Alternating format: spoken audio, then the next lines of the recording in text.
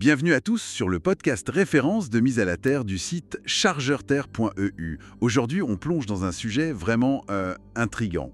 Ah oui, lequel?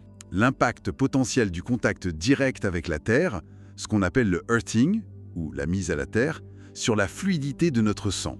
Ça paraît étonnant, non? C'est une piste fascinante en effet, et ça s'appuie sur l'électricité naturelle de notre corps. L'électricité du corps. Oui, il faut savoir que nos globules rouges, ces cellules qui transportent l'oxygène, elles ont une particularité. Laquelle? Leur surface porte une charge électrique négative. Négative. Un peu comme les poses identiques de deux aimants. Si on essaye de les rapprocher, ça se repousse. C'est exactement ça, voilà. Cette charge négative, elle aide les globules rouges à se repousser les uns les autres dans les vaisseaux sanguins. D'accord. Et plus cette charge est forte, mieux ils se tiennent à distance. Ce qui veut dire? Ça veut dire que le sang a moins tendance à devenir épais.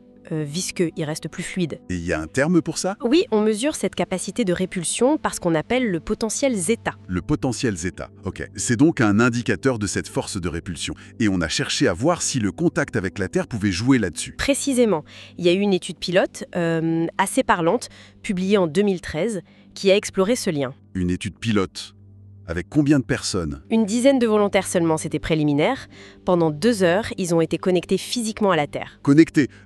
Comment ça, connectés? Avec des câbles et tout? Oui, au moyen de patchs conducteurs, un peu comme ceux pour les électrocardiogrammes, tu vois. Ah oui, je vois. On les a placés sous la voûte plantaire et sur la paume des mains. Et ces patchs, ils étaient reliés par des fils à une tige métallique. Une tige plantée dans le sol. Chut. Exactement, plantée dehors. Pour assurer une connexion directe au potentiel électrique de la Terre.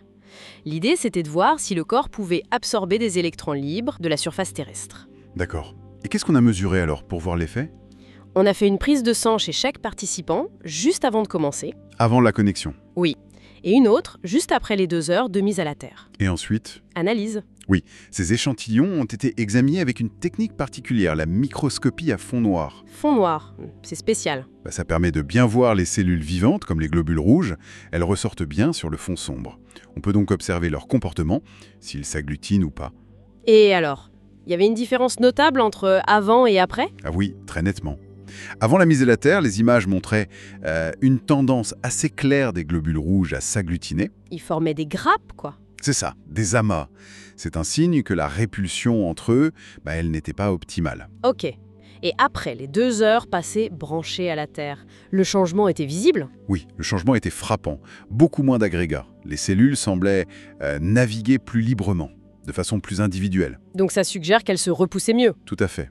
C'est une observation qui suggère fortement que leur charge négative de surface avait augmenté. Et donc ça améliorait leur capacité à se repousser. Et on a quantifié ça?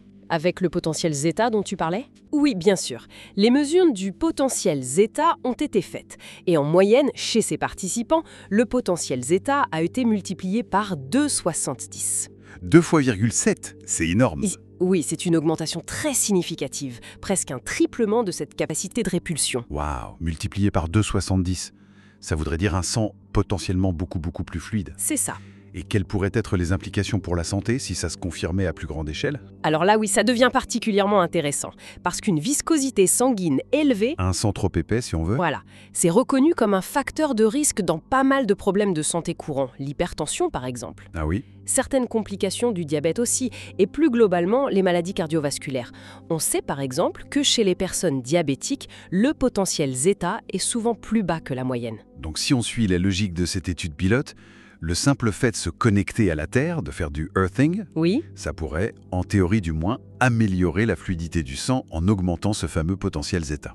c'est la piste que cette étude suggère, effectivement. Et par ricochet, ça pourrait avoir un effet bénéfique sur la circulation sanguine globale. C'est ce que l'étude laisse penser, bien sûr. Il faut rester prudent, c'était une étude préliminaire avec peu de participants. Oui, bien sûr, il faut d'autres recherches. Exactement. D'autres recherches sont nécessaires pour confirmer tout ça et comprendre l'ampleur de l'effet. Mais l'idée que notre connexion physique directe à la planète puisse influencer aussi directement la dynamique de notre sang par des échanges électriques, C'est assez fou quand on y pense. c'est pour le moins stimulant, oui.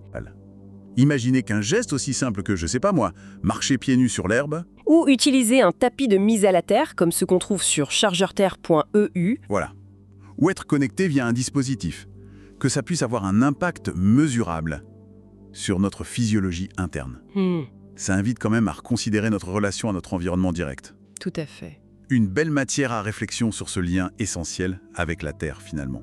Merci de nous avoir suivis et on se retrouve très vite sur le site Earthing de référence sur la mise à la Terre, earthing.eu.